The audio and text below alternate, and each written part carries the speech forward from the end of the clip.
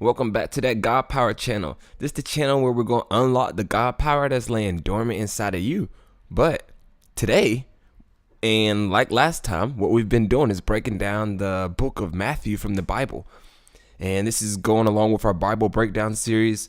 The reason why I chose the book of Matthew is because in order to unlock your God Power, there's a character that's introduced in the book of Matthew, a figure of history. And that figure in history is somebody who teaches you how to unlock your God power in a series of steps. And he shows it to us throughout this book. So I wanted to break it down so we actually understand. The person in history I'm talking about is none other than the most famous person on this earth today, and in history, Jesus Christ. So if you didn't see the last episode, chapter 1 breakdown, I highly advise that you go back and you watch that video, because I broke down chapter 1 and it is a really good story and it's just going to keep on moving along. This chapter 2 breakdown. So with no further ado, let's just jump into it. All right, chapter 2 of the book of Matthew. Matthew, again, we all know his name. His other name is Levi. So chapter 2. It starts off with the birth of Jesus. And it says he was born in Bethlehem, Judea. And it says he was born at the time of a certain king named King Herod. I had to look up who King Herod is. And what I learned is that in this first couple of verses of this chapter, they introduced the protagonist of the whole book and one of the antagonists, the first antagonist that shows up in this book of Matthew. So King Herod is the antagonist. He's the king of the Jews. Supposedly, he's the self-proclaimed king of the Jews is what he calls himself. He claims to be like a God worshiper, but he still takes part in like a lot of pagan practices that are going on at the times. So this is the time that Jesus is born, at the time when King Herod has, dominion over this area. So wise men from the east came to King Herod. They're asking him, "Where's the king of the Jews? We saw his star as it rose, and we came to worship him." King Herod was like, "What? I'm the king of the Jews. What do you mean?" So he was deeply disturbed. He didn't let them know that, but you know what I'm saying? He called a meeting amongst his inner circles and all the religious people, and he was like, according to old doctrine, where is this king of the Jews, quote unquote, supposed to be born? Because I'm supposed to be a king of Jews. And the religious teachers and preachers, they told him that the Messiah is supposed to be born in Bethlehem, Judea. And that's according to the prophecy. So Herod tells the wise men, "Look, go find that child, figure out where he is, tell me where he is, so I can go worship him with you." Now that's a bad dude, Joe. He just lied to them. He's just trying to finesse the wise men. Like, okay. So the wise men, they followed the star all the way to Bethlehem, where they arrived. And, you guys know the story of the manger and all that. They bowed down. They gave the baby Jesus gifts, frankincense, myrrh, and gold. And before the wise men went back to report where the baby was to King Herod, they had a dream. All of them had a dream. And the dream told them not to return to King Herod because, he's not a good guy.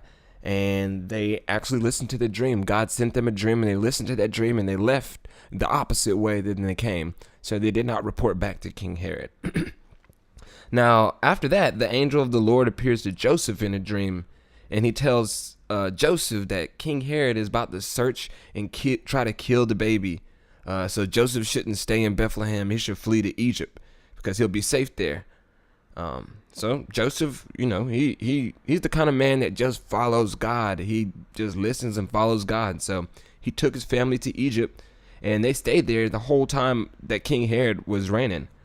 And that also fulfilled the prophecy of the Old Testament, which says, "Out of Egypt I called my son." And that's a prophecy from the Old. Meanwhile, King Herod is pissed off. He's furious that he got finessed by the wise men. He's like, these dudes didn't even come back. Like, all right, word. And so he made a plan. And his plan was that he's going to send soldiers to kill all the boys around Bethlehem 2 years old and under. Literally, he's about to kill all the toddlers in Bethlehem. This is an evil, evil person. Like, today he would be a terrorist. Like, he would be worse than a terrorist. But obviously he's targeting Jesus by doing this. By doing this, he also fulfilled the prophecy of the Old Testament in Jeremiah. Now, Jesus was safe because Jesus was in Egypt, and Jesus was being raised in Egypt all the way until King Herod died. So yes, those children did die in Bethlehem, and that was horrible, but King Herod did not kill Jesus like his intent was. So when Herod died, an angel came to Joseph, Jesus' dad, and said, "Take the child to Israel. Those that are trying to kill him are already dead." So Joseph did.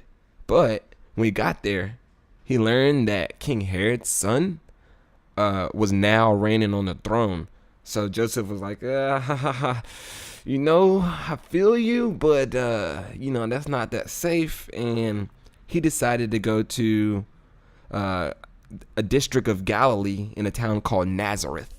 And that also fulfilled the prophecy of the Old Testament. So all these prophecies are being fulfilled, and they're accidentally being fulfilled by the people that are fulfilling them, which is crazy. And that's how you really can't deny that Jesus is the Messiah, because the prophecies that were fulfilled was he was born of immaculate conception, so a virgin birth. He was born in the town of Bethlehem. He lived in Egypt. Herod did those acts of terrorism during his time, and then he's called a Nazarene. All of those are prophecies from the Old Testament about the Messiah, the coming Messiah.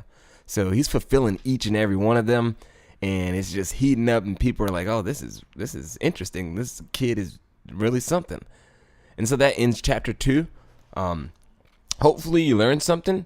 And if you like what you heard, click the like button and subscribe for more content. Also, hit that little bell to be notified when I post new content.